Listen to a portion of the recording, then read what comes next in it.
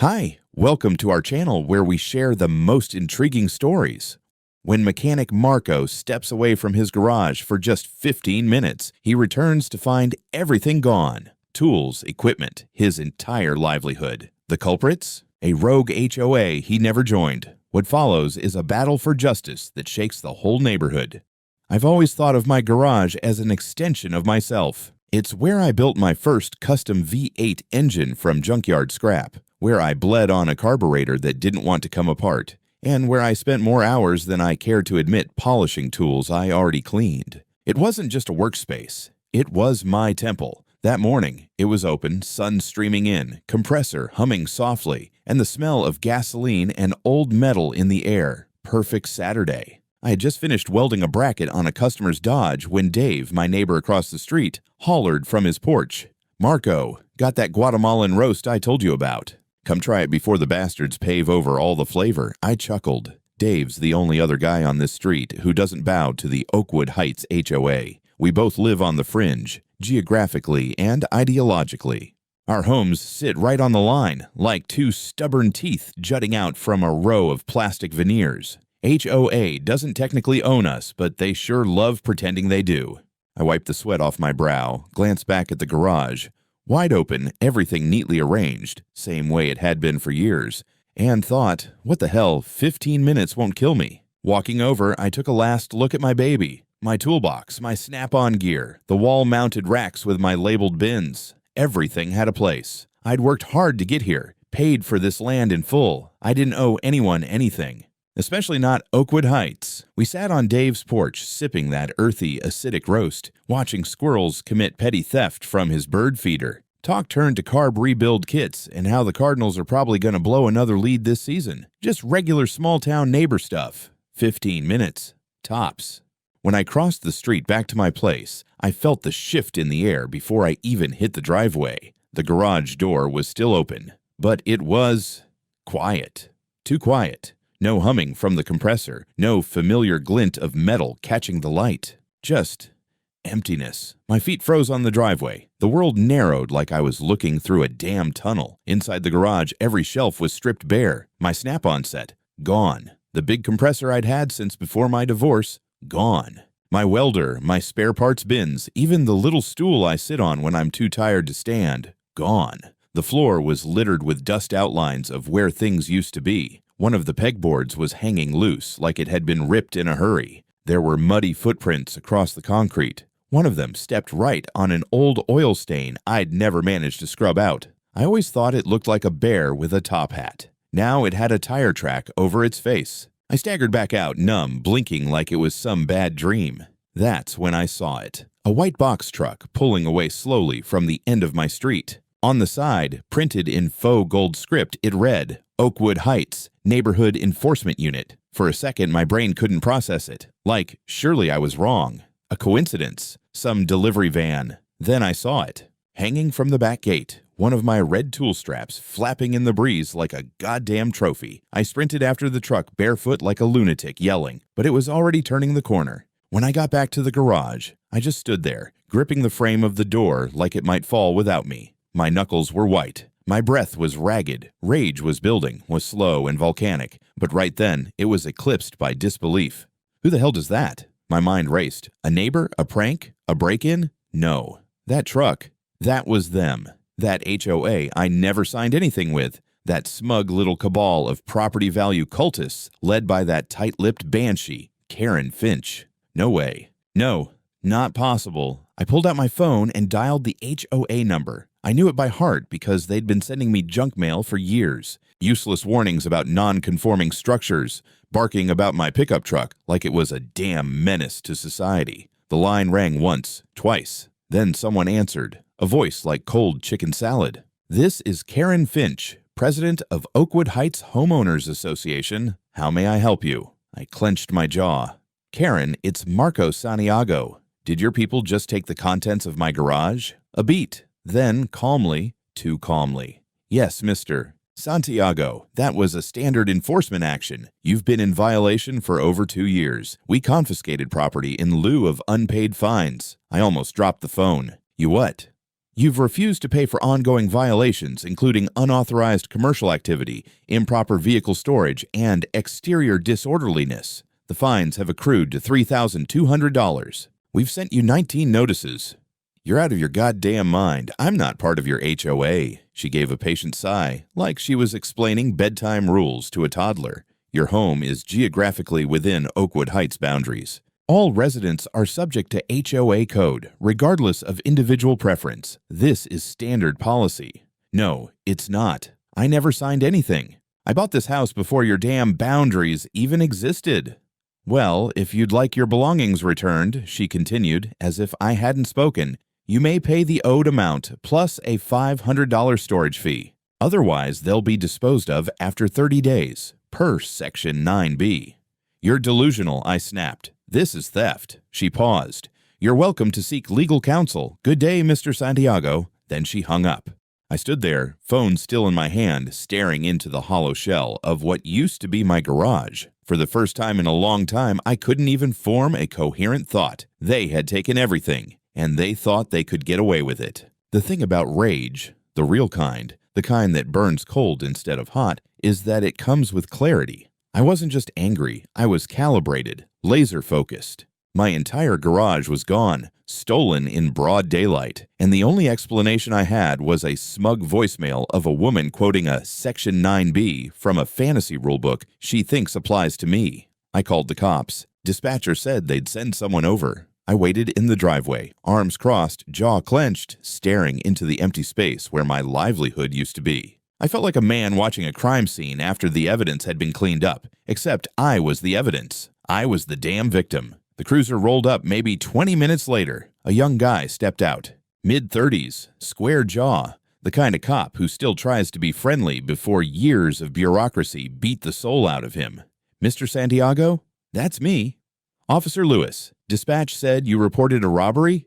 Yeah, my entire garage, cleared out by these HOA psychos, said it was legal. His eyebrows did a dance. HOA? I pointed toward the Oakwood Heights sign at the end of the street. White box truck with their logo. Says Neighborhood Enforcement Unit, which I'm pretty sure isn't a real thing unless they're making Judge Dredd sequels. He chuckled politely. All right, let's walk through this. I gave him the whole rundown. The 15 minutes at Dave's, the empty garage, the call with Karen. I showed him the call log. I showed him the footprints on the floor, the tire marks, the empty screw holes where shelves used to be. He listened, nodded, took notes on his tablet. Then he stepped aside and made a call. He was on the phone for a while. I couldn't hear the full conversation, but I caught the tone. Calm, professional, like he wasn't talking to a criminal, more like a school principal explaining a missing lunchbox. Eventually, he came back over. All right. I spoke with the HOA rep, Mrs. Karen Finch. She confirmed they removed property from your garage in connection with outstanding fines. She sent over documentation. I've reviewed it. My heart started thudding. Well, here's the thing. From what she provided, it appears they've issued numerous notices. They have a standing bylaw allowing asset seizure in lieu of payment, and they claim your property falls within the association's jurisdiction. I stared at him. You're joking. I wish I were. Look, Mr. Santiago, I'm not saying this is right, but based on what I see, this is likely going to be classified as a civil dispute. Civil dispute. They broke into my garage. That's criminal. I hear you. And maybe it is. But when two parties both claim legal authority over property, and one has documentation backing up their actions, even if you dispute it, we're limited. This is something that needs to be resolved in court. I laughed, loudly, bitterly. So, what? I can just print a fake constitution, say someone owes me money, and take their car. He didn't smile this time. If you believe the documents they gave me are fraudulent, you absolutely have grounds for a criminal complaint. But I can't make that determination today. All I can do is file a report and recommend follow-up through civil channels. He handed me a card. His name, the case number, a line at the bottom. Property dispute pending civil clarification. I stared at it. It felt like a participation trophy for getting mugged. They stole over $8,000 worth of equipment, I said quietly. Some of it irreplaceable. I get it, and I do believe something wrong happened here. But we've had a few of these gray area cases lately, HOAS, walking a fine line. Best thing you can do now? Lawyer up. He nodded, offered a weak half smile, and left. I stood alone again, in front of my violated garage. The wind shifted. A plastic cup rolled by. From Dave's porch, probably. It bounced, lifeless, down my driveway. I picked it up, walked inside, and poured myself a shot of bourbon. It was barely noon, but whatever. The bottle made a satisfying thunk on the counter. Then I grabbed my laptop. If the law wasn't going to help me, then I'd make the law see why it had to. I Googled the best property attorneys in the county and started dialing. I'd never hired a lawyer before, never needed to. Most of my problems could be solved with a wrench, a decent socket set, or a long talk with Dave over 2 strong coffee. But this was something else. This was surgical, legal. It smelled like courtrooms and subpoenas and people who used phrases like statutory overreach without choking on their own smug. Enter Thomas Griffin. Office in a squat building near the courthouse. Looked like it hadn't been updated since Reagan was in office. Thomas himself was a wiry man in a faded blue suit with fingers that twitched like they missed their cigarette habit. He greeted me without much ceremony, led me into a room that smelled faintly of printer toner and lemon disinfectant and asked, "So, they took your tools?" "Garage full," I said, dropping the HOA's printed documents on the desk like a dead fish. Claim it was confiscation for unpaid fines, but I'm not part of their damn HOA. He didn't touch the papers, just gave me a look. "Let's start with the obvious," he said. "Do you know without question whether your property is legally within their HOA?" I bought the house in 2017. Oakwood Heights was just a collection of smug stairs across the street back then. Their expansion nonsense came 2 years later. Paperwork? I've got the purchase deed, the plat map, everything from the sale, but I figured you'd want it straight from the source. "Good," he said, standing up. "Let's go see the devil himself." The Maricopa County Assessor's Office. 2 hours later, I was sitting under humming fluorescent lights in a government building that looked like it had given up on life sometime in the late 90s. A clerk named Brian, who looked like he hadn't blinked since lunch, printed out a stack of documents for us. And there it was, in black and white, residential. Acquired June 12, 2017, outside of Oakwood Heights HOA. Not listed on their community plan, not subject to their governance. Thomas tapped the paper like it owed him money. That's one.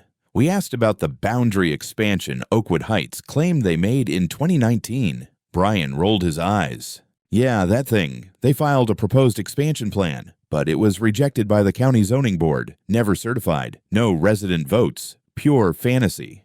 "Did they send notification to affected property owners?" "Nope. Would have been illegal even if they had." Thomas smiled. It was not a warm smile. They're hanging this whole operation on a fake map. Back in his office, we laid out the full picture. My parcel was never part of Oakwood Heights. Their map was a decorative napkin. Their bylaws held as much legal weight over me as the pirate code in Pirates of the Caribbean. Then he flipped open their enforcement documents. The fines, the notices, the supposed violations. "Jesus," he muttered. "Unauthorized commercial activity? For fixing your own car in your own garage?" "They hate my truck," I said. "They also claim your garage door offends their architectural harmony." "I built that garage, with permits." "Of course you did. But none of this matters." He looked up, because even if, and I mean if, you were in their HOA, they still can't do this.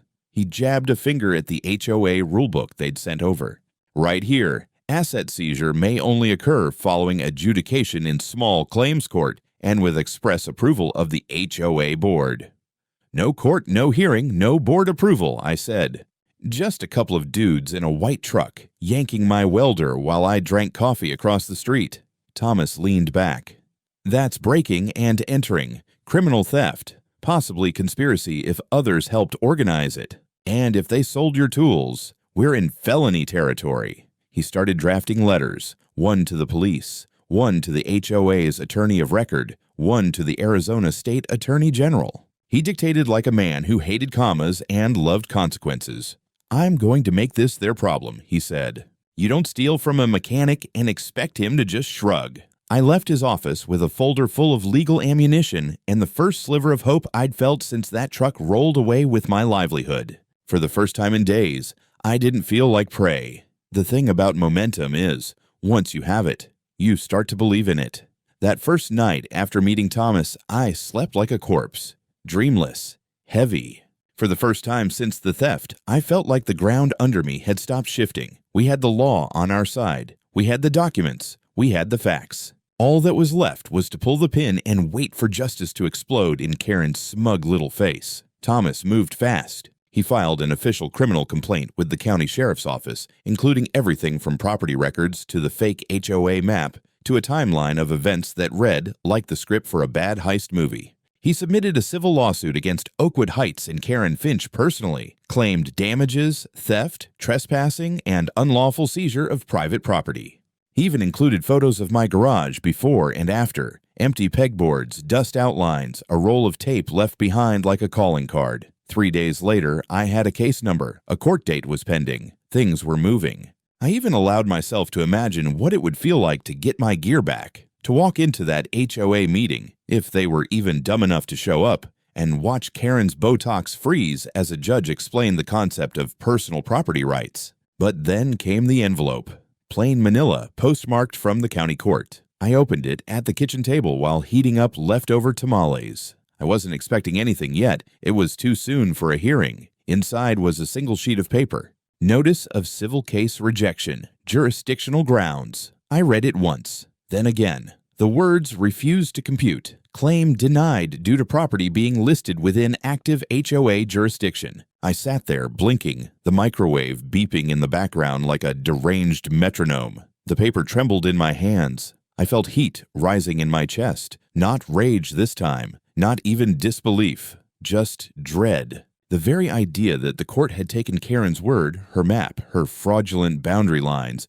over the actual county records, it felt like a knife to the gut. All that work, all that evidence, tossed aside because someone at the clerk's office skimmed a map and rubber-stamped it. I called Thomas immediately. He picked up on the second ring. They rejected the case. I said, "What?" Claimed I fall under HOA jurisdiction. Rejected on that basis. That's impossible. I submitted the deed, the parcel history, the rejection letter from zoning. Hell, I even attached the assessor's stamp. Well, they didn't read it. There was a pause. Then Thomas swore, not loudly, but with intent. "Don't panic," he said quickly. "This happens. Sometimes court staff triage cases by cover sheet. They don't always read the exhibits unless it's flagged. I'll go down there myself." And he did. That same afternoon. He called me 3 hours later. "Clerical error," he said.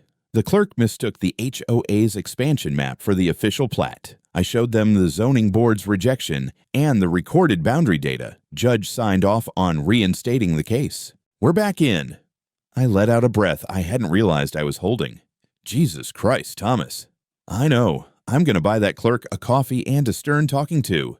That night, I didn't sleep. Not because I was worried, but because now I was angry in a new way. I'd seen the edge. The system almost failed me, almost rubber-stamped a lie. If I hadn't had a lawyer, if I hadn't had Thomas, if I'd just been some poor bastard without records, they'd have buried me. And it wasn't over. Not even close. Later that week, I was scrubbing through Dave's security cam footage, just out of curiosity, when I noticed something strange. The HOA truck didn't pull up and seize my stuff in 5 minutes, like some emergency code enforcement claim. They were parked there for almost 47 minutes. 2 men, calm, methodical, loading tools, boxes, even my goddamn rolling stool. No urgency, no warning, just confidence, like they'd done this before. And now, I was sure they had. You ever get that feeling when something clicks into place, but instead of relief, it makes your stomach turn? That was me, watching the footage of those 2 HOA goons emptying my garage with the same casual energy you'd expect from a couple of guys loading up a moving truck. No gloves, no hurry, no fear. That wasn't a first-time job. And if it wasn't their first, I had to wonder, whose garage had they cleaned out before mine? I started digging. First, I posted on a local neighborhood group, one of those semi-abandoned Facebook pages where most of the activity is people arguing about fireworks and raccoons. I kept it simple. Anyone else have run-ins with the Oakwood Heights HOA? Curious about enforcement history, DM me. It got maybe 3 likes and a comment about tree height limits. But 2 days later, I got a message from someone named Glenn Trevor. Said he used to live 1 block over on Clementine Drive inside the supposed expanded HOA zone. Said he and his wife moved out 2 years ago after losing a battle they couldn't win. I replied instantly. He agreed to meet. We sat outside a diner near the highway. Glenn looked tired, not physically, emotionally, like someone who used to care about rules and then got steamrolled by them one too many times. She did it to us too, he said. Karen. The same exact setup. What happened? She started sending us letters. First, it was a warning about the paint on our shutters. Said it was non-compliant with the neutral palette guidelines. Then a fine for our fence height. Then another because our mailbox didn't match the ones down the street. Said we owed $3,000 by the end of the year or we'd face collection. You tried to fight it. At first, I sent certified letters, asked for the legal basis, showed her the plat map. We weren't listed under the HOA when we bought the place. She ignored it. Glenn sipped his coffee, jaw tightening. Then one morning, we came home from visiting my wife's parents. Gone less than 24 hours, and the back patio furniture was gone. The grill too.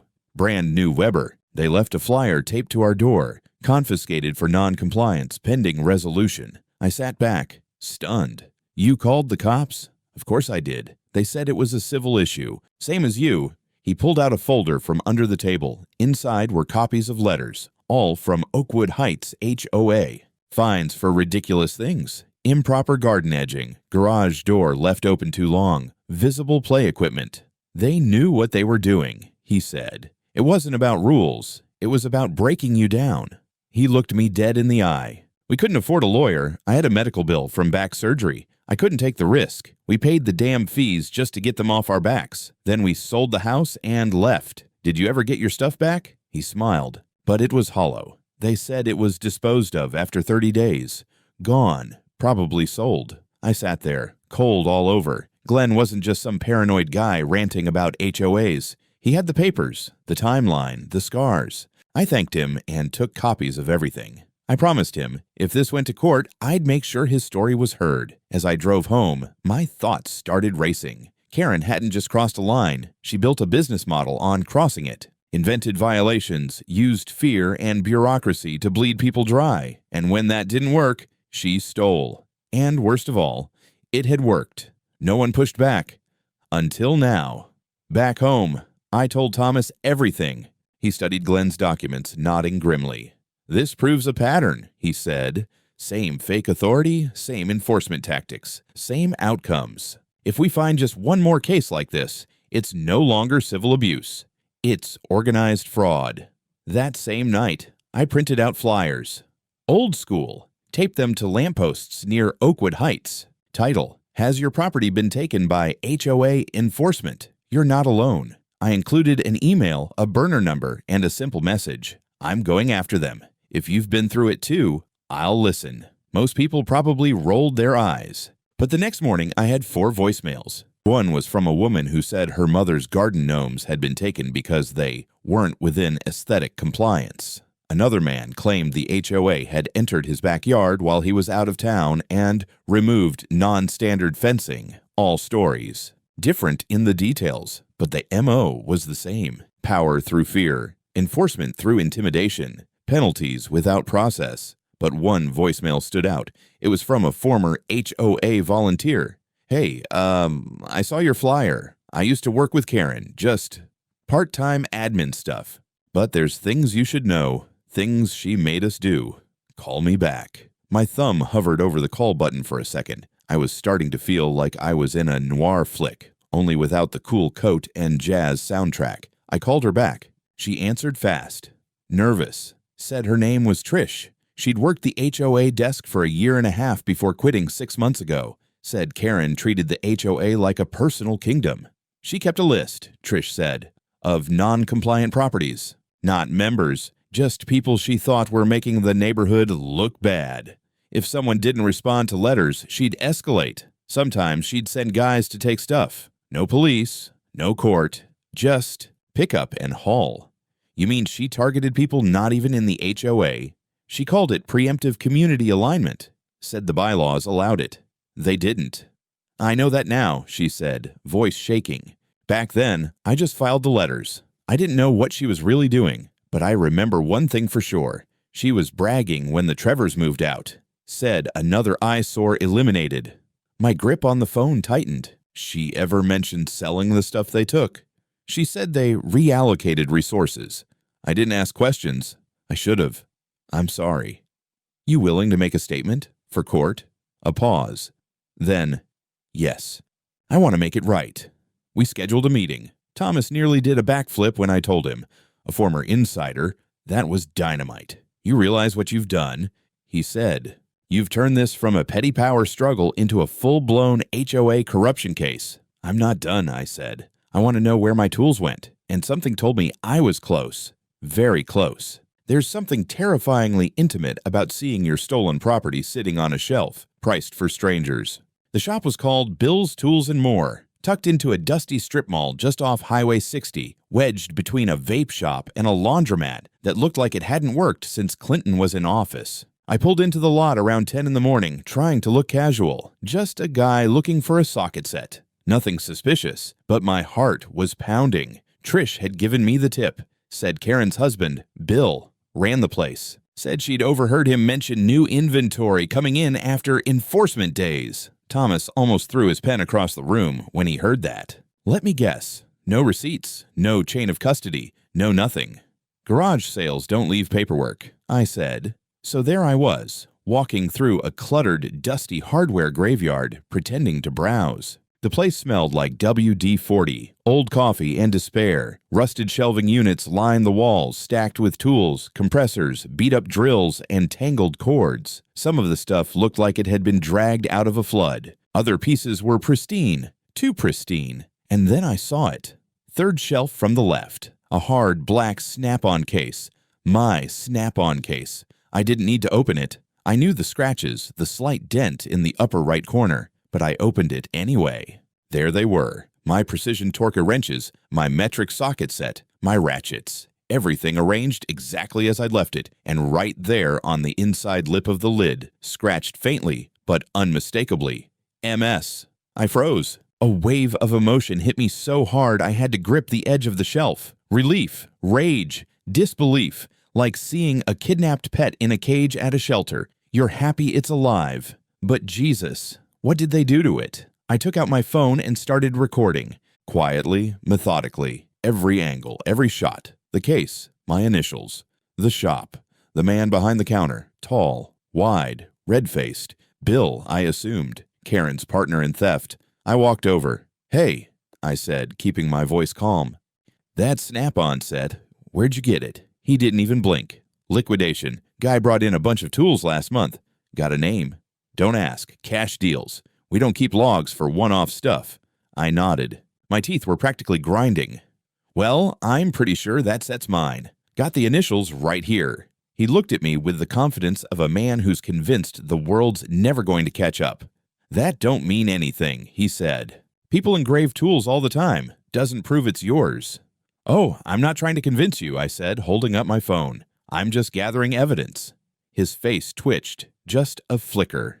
Then he looked back down at his newspaper. I walked out, got into my truck, and called the cops. This time it was different. I had footage, I had records, I had multiple witnesses now. Thomas had already pushed the criminal case through with the sheriff's department, and once I told them we had found the stolen goods, they didn't hesitate. They showed up 2 hours later with a search warrant. I wasn't allowed to join the raid, but I parked across the lot and watched from my truck. 4 patrol cars, 2 detectives. Bill was still in his red flannel shirt, arms crossed, pissed off but not resisting as they led him outside and cuffed him. When the cops came out with boxes, full of tools, labeled parts bins, even my welding helmet, I felt something I hadn't felt in weeks, satisfaction. But it didn't stop there. Inside the store, they found not just my property, but items belonging to at least 5 other individuals. One guy had engraved his name inside a welding mask. Another had serial numbers for his equipment from insurance claims. All of it matched. Thomas and I met with the lead detective that evening.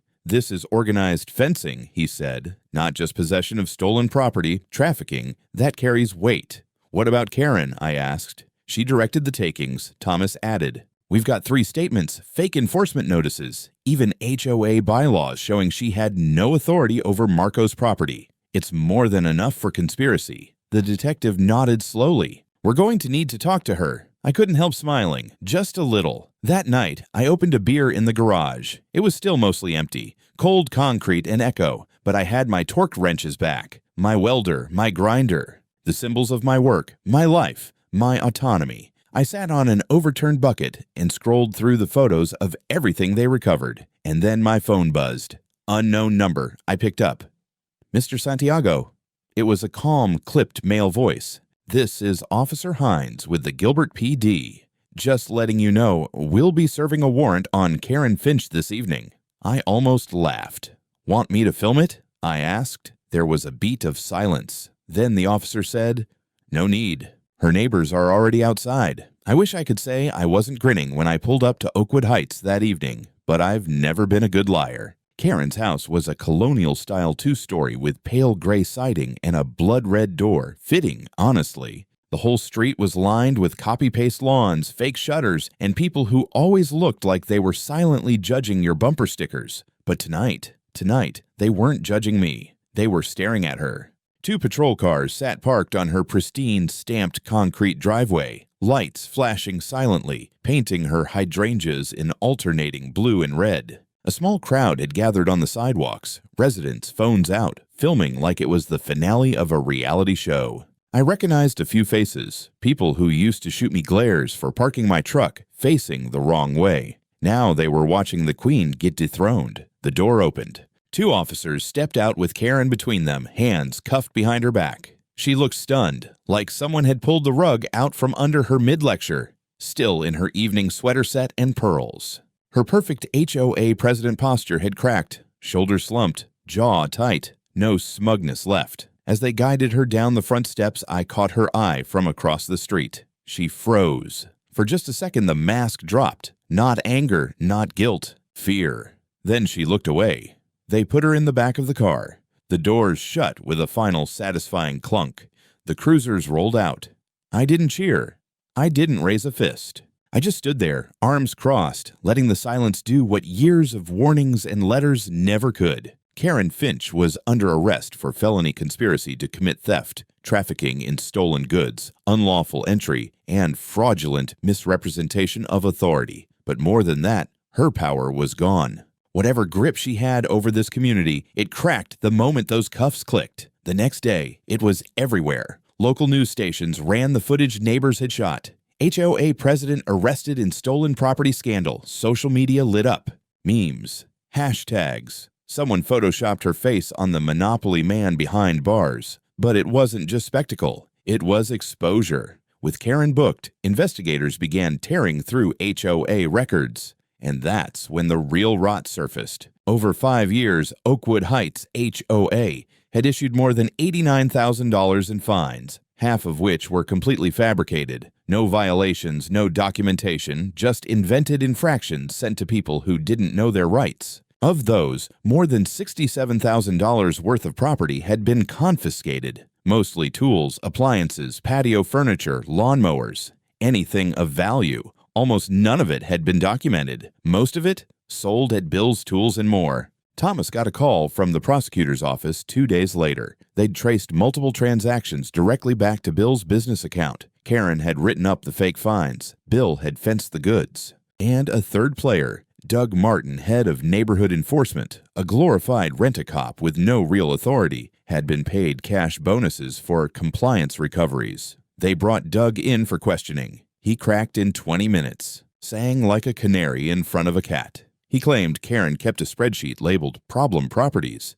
Anyone who ignored fines got moved up the list. Special enforcement meant drive-by seizures timed when residents were at work, out of town, or just not looking. I wasn't the first. Glenn Trevor hadn't been the first. We were just the first to fight back. When news of the spreadsheet hit, more residents came forward, some furious, some ashamed they hadn't spoken sooner. Trish, the ex-admin, provided printouts she'd secretly copied before quitting. HOA board members began resigning en masse to save face. By the end of the week, Oakwood Heights didn't have a president, a board, or a functioning enforcement office. Just a growing list of civil suits and a town full of pissed-off neighbors wondering how they'd let it go on so long. I got a call from Glenn that Friday. "You did it," he said. "You cracked it open." I didn't do it alone. Still, I wish I'd fought like you.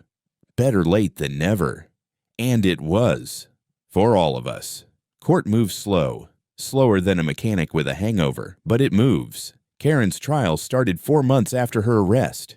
The courtroom was packed. Reporters, former HOA members, neighbors who used to pretend they didn't know me, now nodding politely like we'd always been on good terms. Karen sat at the defense table in a navy blue suit, thinner than I remembered, her hair grayer. Bill was there too, looking like a guy who knew prison food didn't come with hot sauce. Doug took a plea deal and testified against them both. A smart move for someone whose job title was made up by a woman who thought bylaws beat state law. The prosecution laid it out plain: $67,000 in stolen goods. A fraudulent expansion map submitted to authorities and used as legal cover. HOA funds redirected to personal accounts, not maintenance, not community improvements. Threats, coercion, fabricated infractions. One line stuck with me. The prosecutor held up Karen's fake map and said, "This wasn't about community standards, this was about control." My testimony came on day 3. I told them everything. The theft, the police call, the court rejection and reversal, the store where I found my gear. I handed over Glenn's documents. Trish testified after me, visibly shaking, but her voice didn't waver. And when she described how Karen called the Trevor's departure a visual upgrade, there was an audible gasp in the room. By day 6, the jury had their verdict: guilty on all counts. Karen Finch, 4 years prison plus restitution. Bill, 2 years for trafficking and court-ordered asset forfeiture. His shop was seized and shut down. Doug got probation and a lifetime ban from any HOA employment, which might be the harshest part for a guy who wore a security windbreaker like it made him invincible. The court awarded me full restitution, $8,000 for stolen tools, $25,000 for damages and lost income, plus full legal fees. Glenn and 4 other families won their civil suits too, collectively over $118,000 in damages, all of it pulled from Oakwood Heights Reserve Fund. That reserve, gone. The new interim board had no choice but to disclose the disaster to the rest of the residents. Special assessments were rejected. Half the community voted to dissolve the HOA entirely. The other half resigned from it. Me, I got my tools back. The good ones anyway. Some were sold off too fast, but insurance covered the rest. And I bought myself a new Miller welder with the compensation money. Best damn machine I've ever owned. One afternoon, I was in the garage, tools humming, everything where it should be, when Dave walked over with 2 beers. "You know," he said, "you should come over for coffee more often." I laughed. "No thanks. Next time I leave my garage for 15 minutes, I want it to be because I'm rich, not robbed." He smirked, glanced at the camera mounted above my garage door. "You always this paranoid now." "Not paranoid," I said, cracking the beer. "Prepared, and this time they can try."